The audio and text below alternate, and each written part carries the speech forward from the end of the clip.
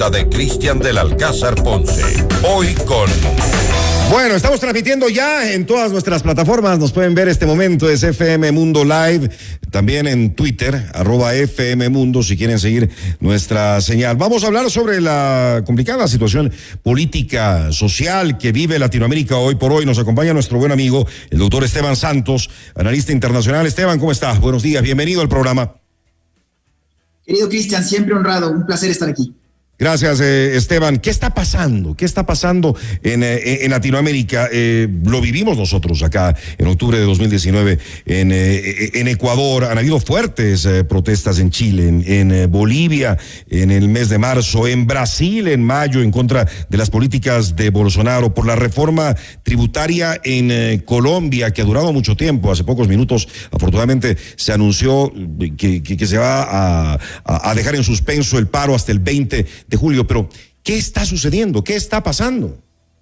Y Nicaragua está a la vuelta de la esquina, El Salvador también ha dado golpes autoritarios, en fin, cuando me haces esta pregunta se me viene a la mente, y lo he dicho varias veces, esta frase que tiene Andrés Oppenheimer en su último libro, que él habla que cuando uno viene a Latinoamérica, si vienes a los 6 meses, sientes que absolutamente todo ha cambiado, y si regresas a los 6 años, te das cuenta que absolutamente nada ha cambiado. Entonces, es una época en donde vemos que una vez más hay muchos factores. Yo personalmente creería que primordialmente está la desigualdad que hasta ahora los países latinoamericanos no han logrado superar, estos problemas de la pobreza, y ahora evidentemente con este hecatombe que ha terminado siendo la pandemia, que terminó teniendo un coste social muy importante. Entonces, los cambios que muy bien se mencionaban son ciertos. El Perú en este momento se encuentra en vilo porque tenemos un candidato de extrema izquierda que ya se ha proclamado como presidente. No existen todavía unos resultados oficiales y la candidata que perdió ha dicho fraude. En Colombia estamos a menos de un año de elecciones y parece ser que también va a haber un vuelco muy importante hacia la izquierda, y estos son señales que nosotros como ecuatorianos, con un gobierno que en cambio acabamos de salir de ese episodio y estamos queriendo volvernos a abrir al mundo, pues evidentemente va a pasar una factura importante hacia y de cara a las relaciones internacionales ecuatorianas. Esteban, no hay duda, es indudable totalmente de que el descontento social existe y con válidas, con bases muy válidas de la gente que pues ya no puede vivir como lo ha estado haciendo durante todos estos años, y que aunque haya pandemia quiere protestar y quiere decir ya basta.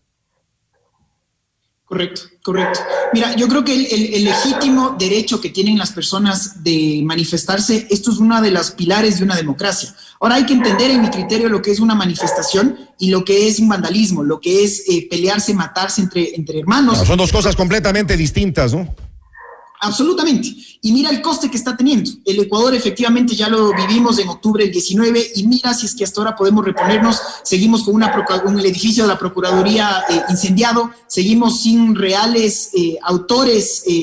Creo que todos sabemos quiénes son los autores, pero nadie realmente ha pagado una pena por todos los desmanes que pasaron. En Colombia lo propio, en Perú estamos viviendo algo parecido. Chile acaba con una de las tasas de aprobación más bajas de su historia, con menos del 20%, va a reformar su constitución, una constitución mayoritariamente de sectores nuevos, abiertamente liberales o muy te podría decir, abiertos hacia cambiar el status quo en ese país. Y entonces vemos que efectivamente la báscula, la brújula latinoamericana parece que va a tener unos cambios muy importantes, y por eso vuelvo a insistir en el trabajo importantísimo que va a tener que hacer la Cancillería ecuatoriana de cara a todos estos tumultos que se le vienen sobre el camino. Hay también intereses ocultos que se aprovechan de este descontento social para crear el caos, y esto es preocupante. Y dicen por ahí, he leído algunos artículos interesantes al respecto de que absolutamente todo esto está calculado hasta el último centímetro. Mira, yo creo que son muchos los argumentos. A ver, no podemos quitar el elefante blanco, decía siempre, que Colombia, por ejemplo, ha sido uno de los principales críticos a lo que está pasando en Venezuela en este momento, y ha sido uno de los primeros países que han recibido masivamente más de 1 millón de venezolanos que en este momento se encuentran viviendo en Colombia.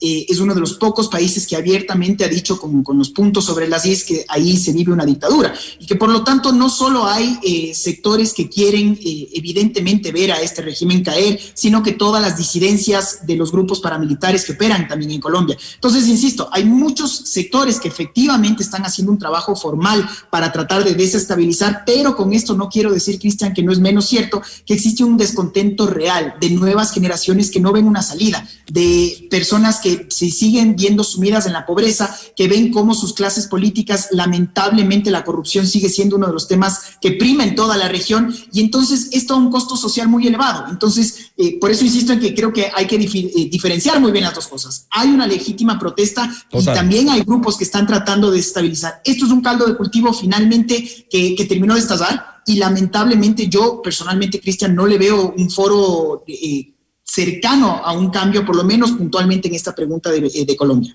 Bueno, ya nosotros lo sentimos y hablábamos de eso hace un momento, lo nefasto que fue para nuestro país, para nuestra economía, y si no estoy mal, fueron 2 semanas. Mira lo que está sucediendo en Colombia, ya van hasta el segundo mes. Por suerte, pues se ha anunciado ya la noticia, como decía yo, de que el Comité de Paro ha anunciado que interrumpen, pero temporalmente las movilizaciones en ese país, cambian de estrategia, dicen que van a avanzar con los diálogos regionales. El diálogo siempre será la mejor alternativa. Acá también ya hace unos días este dirigente Issa, me parece que pues hablaba de hacer marchas. ¿Por qué no primero sentarse a conversar? En el caso nuestro, más todavía, si es un gobierno nuevo que recién está sentado el presidente en el poder. Correcto, ¿no? No llegaban ni 15 días en el poder y ya se anunciaban primeras manifestaciones. Y esto es un ejemplo muy claro que tiene que venir de cara a los ciudadanos, que veamos quiénes son los malos líderes, quiénes lo único que quieren es lucrar del caos. Se ha hablado muy bien de que lamentablemente el sector indígena, que es uno de los sectores con mayor capacidad de movimiento aquí en el Ecuador, está secuestrado por líderes que lo único que quieren es lucrar justamente de este caos. Vemos que luego de estas décadas el movimiento indígena como tal lo que ha hecho es fraccionarse. Yo creo que hay unas élites dentro del movimiento rescatables, muchos de sus seguidores, pero creo que todavía, y este es un ejemplo muy claro de cómo lo que se quiere es no sentarse a negociar, sino lo que se quiere es crear esta teoría del caos que a través justamente de los desmanes tratar de imponer, porque esto ya es algo que les funciona a estos malos líderes en octubre del 19 y quieren repetir un libreto. Entonces, yo creo que hay mucho de las responsabilidades de los ciudadanos que justamente tengamos que alzar la voz de protesta en torno a estos malos líderes. Yo creo que la agenda del presidente en este momento es muy compleja. Por un lado tiene esta diplomacia de vacunas que en mi criterio lo está haciendo muy bien. Es un reto muy grande hablar de 9 millones de vacunas en los primeros 100 días. Ojalá que lo pueda cumplir, porque además no depende solo de él. Ya vemos mucha gente que no acude a vacunarse, que es el colmo, ¿no? O que no quiere vacunarse, y es cuestión de cada uno. Es una locura, sin más. Y por eso, Cristian, yo creo que el labor justamente de los medios de comunicación es crucial.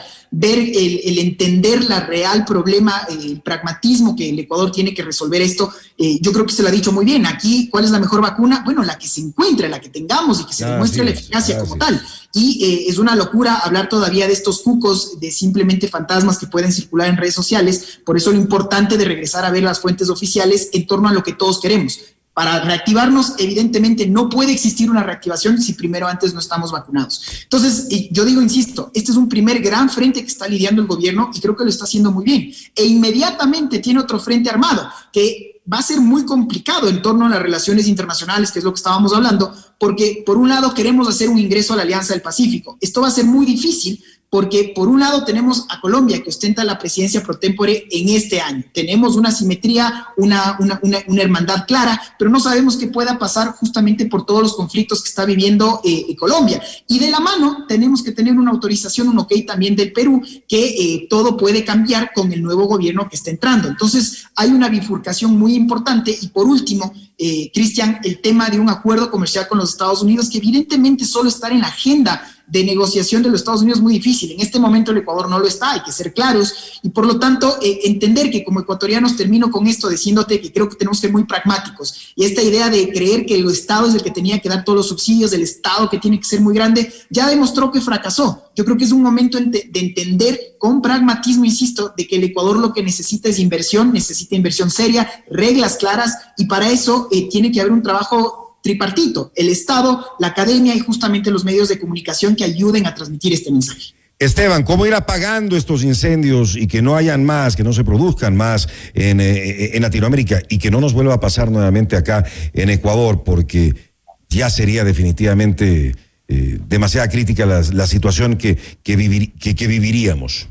Claro, por eso mal se dice que, y con cierta razón, que emigrar en Latinoamérica es como casi cambiarse solo de camarote en el Titanic. Entonces, yo creo que es hora de que empecemos a entender y nuestras diferencias, de entender los problemas muy claros que tenemos como Latinoamérica, que hasta ahora no lo logramos resolver. Entonces, una primera salida yo creo que es predicando con el ejemplo. ¿Qué quiere decir esto, Cristian? Que el momento en el que sigamos viendo a clases políticas corrompidas, que se sigan hablando de escándalos de corrupción, pues evidentemente esto le pasa una factura muy seria a la institucionalidad de un país. Yo personalmente le tengo mucha fe a este cambio que se está viviendo en el Ecuador y creo que hay que dejarles por un lado que se pueda justamente las autoridades terminar de posesionar y demostrar a sí mismo esta confianza que les estamos dando con resultados. En este primer espacio, yo creo que una primera señal muy positiva ha sido este plan de vacunación que finalmente sentimos que empieza a moverse. En esa misma lógica tiene que darse los otros dos pilares. La justicia, nunca va a haber una democracia sin justicia y evidentemente un país solo se puede reactivar si es que ya empezamos a entender que necesitamos vendernos en el mundo, entender que una comunidad internacional está justamente para eso, hablar de reglas claras, principios claros y que el Ecuador finalmente se estrene como un país serio ante la comunidad internacional. Con la popularidad que tiene actualmente el nuevo presidente Lasso, es como para aprovechar la oportunidad única la que tiene este gobierno y el Ecuador para salir adelante de la crisis en la que se encuentra. Esteban, muchas gracias por haber estado con nosotros esta mañana aquí en FM Mundo. Un abrazo. Siempre un gusto, un abrazo también. El doctor Esteban Santos, analista internacional en FM Mundo. Noticias, reportajes y opinión. Cristian del Alcázar Ponce, tu anfitrión. El programa estelar de FM Mundo. Tu revista positiva llena de energía. Un programa único, el gran musical. Conectando tu mundo, lo bueno empieza ya. Es un gusto presentarles a uno de los mejores artistas de